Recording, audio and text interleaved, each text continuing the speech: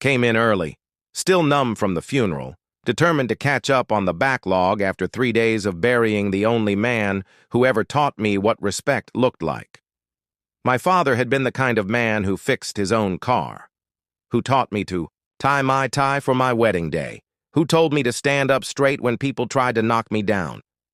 I carried his lessons like armor, but even that couldn't blunt the shock when I opened my laptop and found the email. Just one line. From Danica. Clena, the woman I loved, the woman I'd built a life with, the woman who also happened to be my boss. 8 years of marriage, 4 of those side by side in the same office, and she didn't even have the decency to call me in. No warning, no meeting, just that cold, impersonal line. Clear your desk by the end of the day. HR will handle your exit paperwork. I read it twice, my eyes refusing to accept the words. She didn't even sign it with her name, just the default auto-signature with her title, VP of Operations, like I was some vendor she'd grown tired of. I sat back in my chair, staring at the Boise skyline as the early light began to spill over the glass towers, streaking the windows with pink and gold. I'd been here before. The skyline looked like this when the tallest building was the bank, not some fancy tech tower. I'd helped build this company's reputation, its systems, its people. I'd stayed late for Danica's deadlines, carried her burdens like they were mine. I thought we were building something together, a life, a family, a business. But apparently, burying my father had been poor prioritization. I didn't reply. I didn't storm her office or throw my coffee at the glass wall that separated her from the rest of us. I took a screenshot, saved the email as a record, proof that I hadn't imagined it, proof that this was real. Then I started packing my desk. Each item felt heavier than it should. The mug my father bought me that said, "World's okayest employee." The tiny cactus Jerome had given me after a particularly rough quarter. The photo of me and Danica at the holiday party, grinning like we'd figured it all out. I couldn't bring myself to look at that one for too long. I wrapped it in bubble wrap and placed it at the bottom of the box. Let the past stay buried. Just like my father. The office was still quiet. No one else had arrived yet. I liked the silence. It gave me space to breathe. I unplugged my laptop, coiled the charger, and stacked the files I'd been working on. My resignation would probably ripple through the office like a dropped stone in a pond. But I wouldn't be here to see the ripples. That was Danica's mess to clean up. Maybe she'd finally get that promotion she'd been chasing all these years.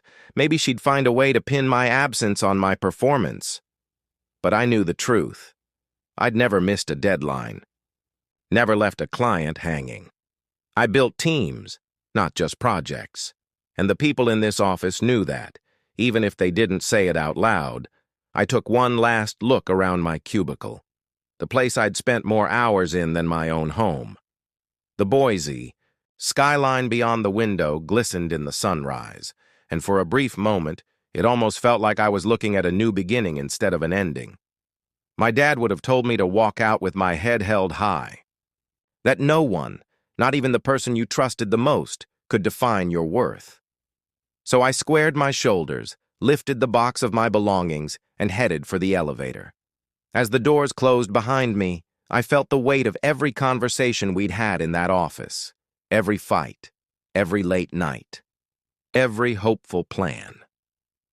The elevator hummed softly as it descended, carrying me away from the life I thought I knew. I didn't know where I'd land yet, but I knew one thing for sure. I'd find a way to stay steady, just like Dad taught me, even when the current tried to drag me under. By the time the rest of the team filed in, the sun had climbed a little higher, casting slanted beams across the cubicles and landing right on the half-packed boxes at my feet. My thumbs hovered over the keyboard, but I resisted the urge to send another message to Danica. I refused to give her the satisfaction of knowing how much her email had rattled me. Instead, I kept stacking textbooks, notes, and framed photos, each one a testament to nights spent.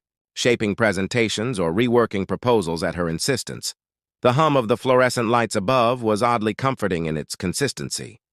A reminder that some things in this office never changed, even when leadership did. Toby from finance appeared first, rubbing sleep from his eyes and blinking at the sight of me with a box of my personal effects.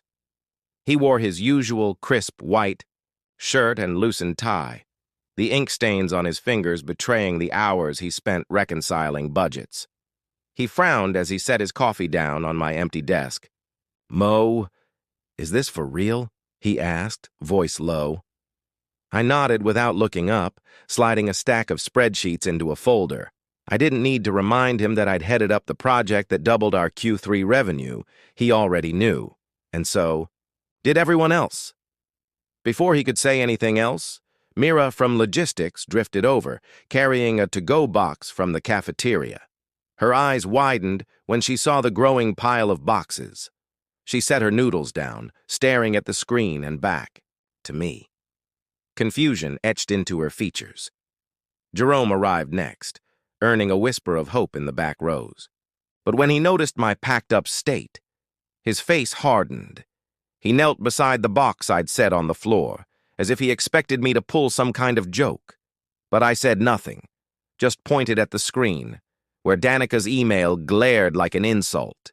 He glanced at the monitor, mouth dropping open for a second before he closed it in a hard line. "Who do I punch?"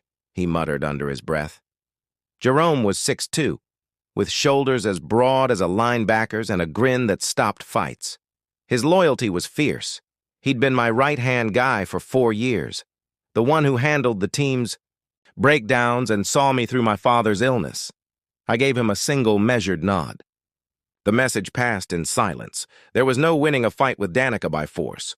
We needed strategy. Word spread like wildfire.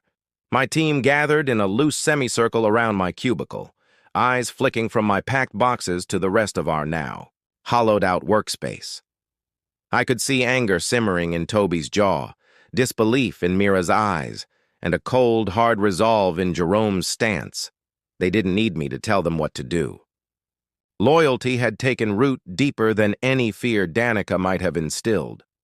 They already knew how we built things here, through long nights, broken deadlines, and late-night pep talks about how this project would mean something to all of us. Then, Danica emerged from her office. She appeared at the threshold in a designer suit that looked more suited to a boardroom than a startup's war room. She gave me a cool nod, her expression unreadable behind the frosted glass panels. There was something predatory in her gaze, like she was admiring a chess piece she'd just knocked over. I met her eyes only for a moment.